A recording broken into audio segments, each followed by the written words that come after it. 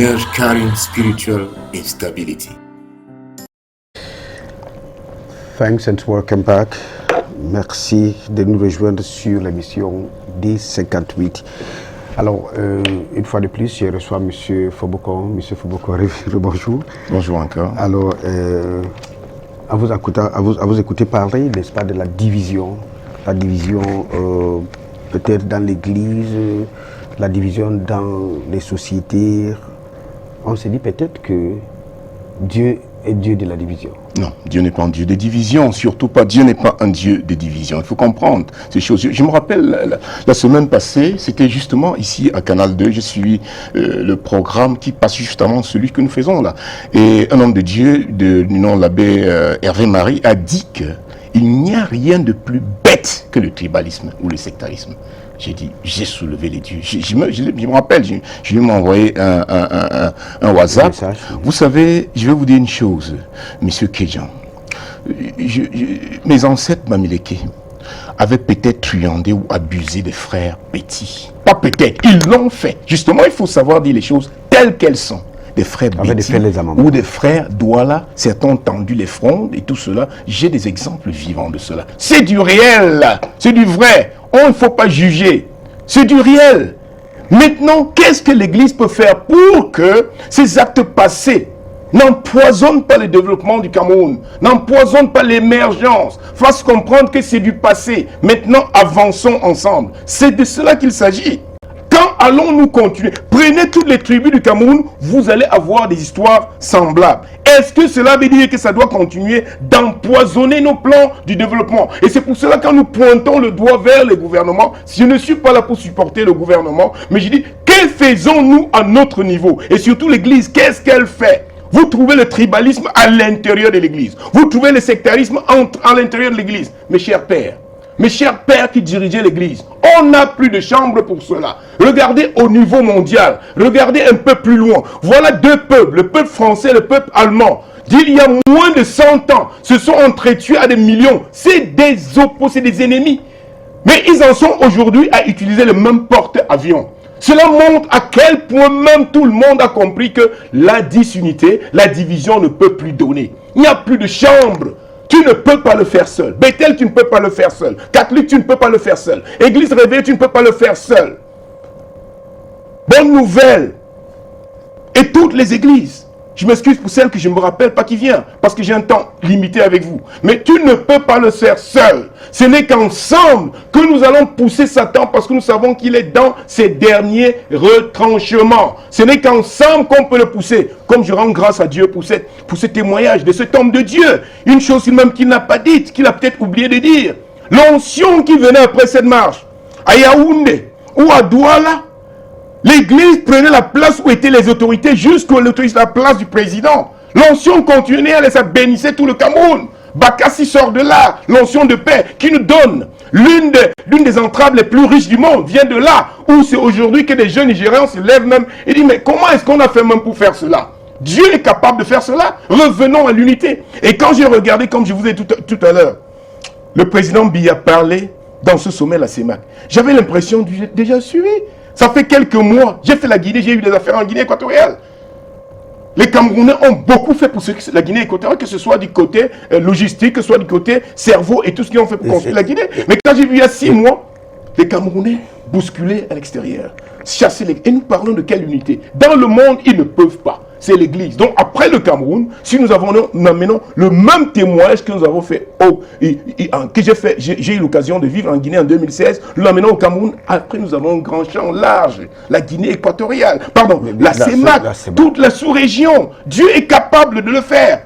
Prenons nos responsabilités, c'est pour cela que Romains 8, 19 dit que le Cameroun nous attend, la CEMAC nous attend, le monde nous attend. Et dans le cas du Cameroun spécialement, nous avons eu le cas sur ce plateau de parler de la prophétie concernant le Cameroun. Beaucoup de prophètes l'ont confirmé. Donc prenons nos responsabilités, sinon la fenêtre va se refermer.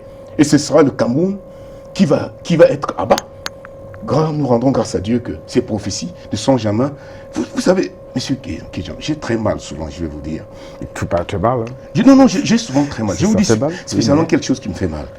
Quand je vois, excusez-moi de le dire, certains cacher mal leur ignorance, leur médiocrité, leur limitation, jusque dans l'église, pour mettre tous leurs problèmes sur la tête. Faction anglophone, francophone, Douala, Betty, pour moi c'est si bas. Je sais que cela a dû toucher ce monsieur, le plus riche d'Afrique, Dangote, qui est arrivé au point de dire que mais il est anglophone. Il est venu, il a réussi au Cameroun. Pourquoi certains peuvent se cacher derrière cela? Non! Oublions ces histoires. Nous avons 2 exploitants qui, après 400 ans d'esclavage, après 100 ans de colonisation, sont venus prendre nos enfants, jeter dans les gueules des loups, jeter dans les gueules des baleines et des requins. Et aujourd'hui, nous trouvons moyen de nous trouver comme on appartient à l'une de ces cultures. Mais est-ce que vous ne trouvez pas que, je ne dirais même pas bête comme l'a dit l'abbé Hervé Marie, je le dirais même c'est idiot, c'est stupide. Dépassons ce stade. Venons ensemble. L'anglais et le français, c'est des langues empruntées. Parce que Dieu nous a tellement enrichis qu'on a plus de 250 tendances tribales. Donc il nous fallait quelque chose pour nous unir. Le temps que nous trouvions une langue, comme je l'ai proposé à l'une des émissions, le FAN peut-être, qui nous permettrait d'avoir notre assise au niveau de la CEMAC et prendre vraiment la CEMAC, prendre notre responsabilité en tant que Camerounais. Et peut-être l'occasion de féliciter le père Hervé Marie pour ce qu'il a dit la dernière fois. Pour le surpassement de cette tendance tribale.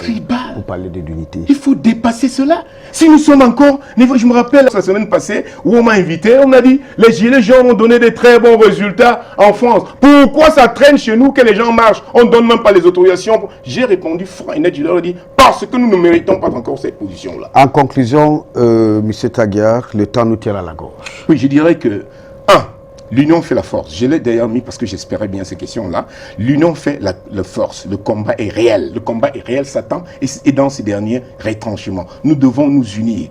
Par ma modeste voix, j'invite l'Église à rentrer dans les fondamentaux d'amour et d'unité que Jésus est venu nous enseigner. J'invite l'Église à se tenir unie pour que les intrus qui veulent prendre toute l'église et donner une mauvaise image de l'église à l'extérieur soit balayée.